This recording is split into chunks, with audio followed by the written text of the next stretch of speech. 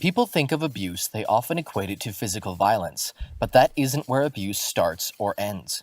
Abuse can be physical, mental, or emotional, and everything in between.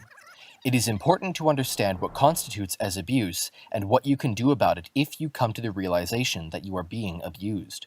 What follows is a list of 10 red flags you might run into if you are in an abusive relationship. This list is not meant to be the only red flags of abuse, and if you feel that you are being abused, please seek out help.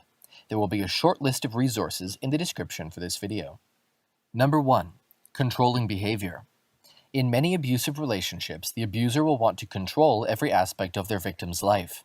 They might want to know who their victim is talking to, who they are planning to meet up with, or where they are going. This can even flow into them controlling what their victim wears, how their makeup looks, or how they carry themselves. Number 2. Humiliates you. This behavior is often done in front of other people, perhaps his or her friends, and is used as a way to keep their victim down. The abuser's goal is to make them feel weak and small so that the victim doesn't stand up for themselves. Number 3. Guilt trips. This is a method employed by abusers when they want to get their way. They might say something like, "If you loved me, you would or wouldn't do this," or "I thought this meant something to you, but apparently I was wrong." The hope is that the victim will feel bad for letting their abuser down and just give in to whatever it is they want. Number 4. Forces you to take responsibility for their feelings. The abuser will use this tactic as a form of manipulation. They may say, "You make me angry," or "You've done this, you've done that," as a way to make their victim feel responsible for anything bad. This is meant to push that victim to work on making the abuser happy at all times. The abuser wants to keep their victim in line, and making them feel like it's all their fault helps the abuser control their victim's actions. Number 5. Ultimatums. With ultimatums, the abuser is trying to get what they want by force without laying hands on their victim. With an ultimatum, the abuser might hold something over their victim's head, perhaps a child or even their home, in an attempt to gain absolute control over the situation.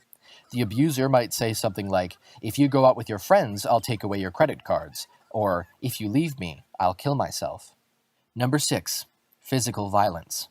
If the abuser can't get their way with words, they can and will resort to violence.